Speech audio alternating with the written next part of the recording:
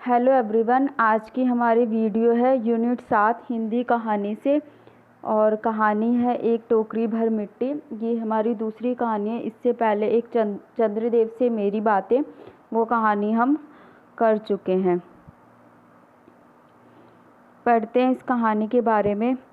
ये जो शीट है मैंने दृष्टि वालों की बुक से ली है, जो ये पेज है। एक टोकरी भर मिट्टी, माधवराव प्रेम। पृष्ठभूमि है, यह कहानी 1901 में छत्तीसगढ़ मित्र पत्रिका में सर्वप्रथम प्रकाशित हुई थी।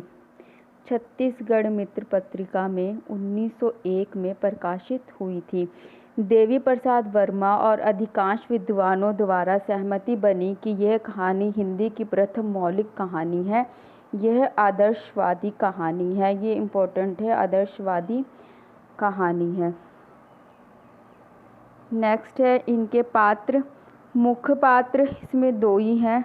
बुजुर्ग विधवा अपनी बहू और पुत्र की मौत देख चुकी है। अब एकमात्र पोती ही उसके जीने का सहारा है। और दूसरा पात्र है जमींदार, दंभी व्यक्तित्व। बाद में टोकरी भर मिट्टी ना उठा पाने पर अहंकार का त्रोहित हो जाता है, यानी उसका अहंकार खत्म हो जाता है। गौण पात्र है बुजुर्ग विधवा की पोती और जमींदार का वकील। बस इसमें यही पात्र हैं। छोटी सी कहानी है, जल्दी ही पूरी हो जाएगी। ये कहानी है, मैंने पूरी कहानी रखी है। छोटी सी कहानी है। किसी श्रीमान जमींदार के महल के पास एक गरीब अनाथ विधवा की झोपड़ी थी। जमींदार साहब को अपने महल का हाथा उस झोपड़ी तक बढ़ाने की इच्छा हुई। अच्छा, ये एक टोकरी भर मिट्टी 1900 भी माना जाता है और 1901 भी, ठीक है, दोनों है। दृष्टि वाले की बुक में 1900 दिया है और इसमें 1901 दिया है, तो दोनों को लेके चलना। विधवा से बहुतेरा कहा कि अपनी झोपड़ी हटा ले, पर वह तो कई जमाने से वहीं बसी थी।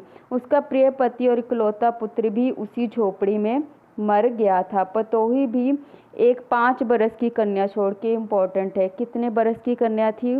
5 बरस की कन्या छोड़कर चल बसी थी। अब यही उसकी पोती का वृद्ध काल में एकमात्र आधार थी। जब से उसने अपनी पूर्व स्थिति की याद आती थी तो मारे दुख के फूट फूट रोने लगती थी। और जब से उसने अपने श्रीमान पड़ोसी की इच्छा का हाल सुना, तब से वह मृत प्राय हो गई थी।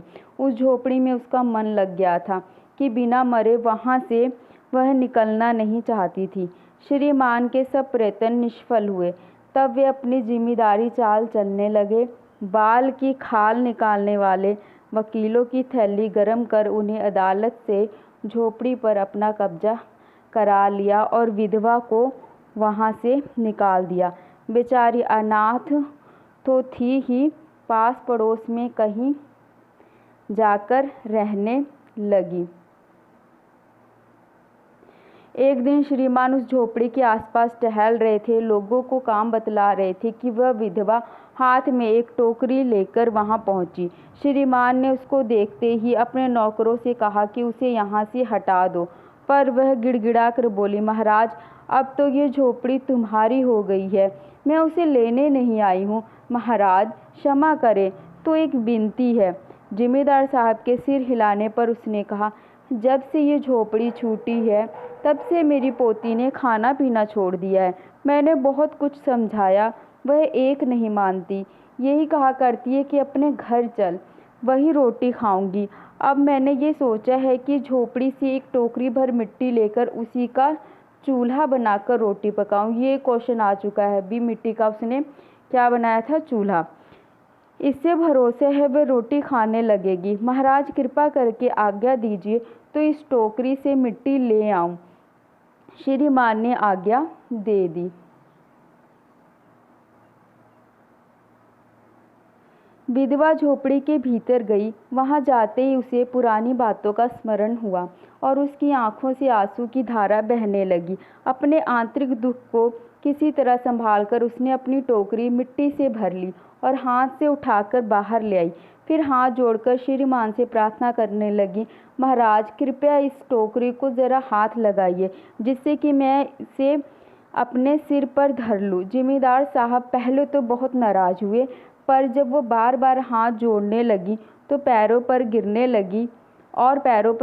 लगी तो उसके मन में कुछ दया आ गई। किसी नौकर से ना कहकर आप ही स्वयं टोकरी उठाने आगे बढ़े। जो ही टोकरी को हाथ लगाकर ऊपर उठाने लगे, त्यों ही देखा कि यह काम उनकी शक्ति के बाहर है। फिर तो उन्होंने अपनी सब ताकत लगाकर टोकरी को उठाना चाहा, पर जिस स्थान पर टोकरी रखी थी वहाँ से वह एक हाथ भी ऊंची ना हुई।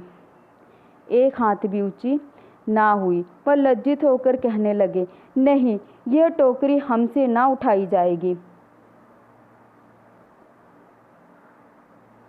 यह सुनकर विधवा ने कहा, महाराज नाराज ना हो, आपसे एक टोकरी भर मिट्टी नहीं उठाई जाती, और इस झोपड़ी में तो हजारों टोकरियां मिट्टी पड़ी हैं, उसका भार आप जन्म भर क्यों कर उठा सकेंगे?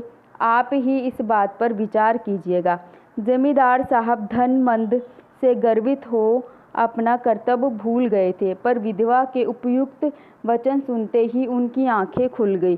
कृत्य कर्म का पश्चात कर उन्होंने विधवा से क्षमा मांगी और उसकी झोपड़ी उसे वापस दे दी। तो ये हमारी कहानी थी, छोटी सी कहानी थी जो कि पूरी हुई। आई होप आपको ये वीडियो पसंद आई होगी। अगर वीडियो पसंद आए तो लाइक शेयर सब्सक्राइब कीजिएगा। मिलते हैं अगली वीडियो में, तब तक के लिए थैंक यू, बाय।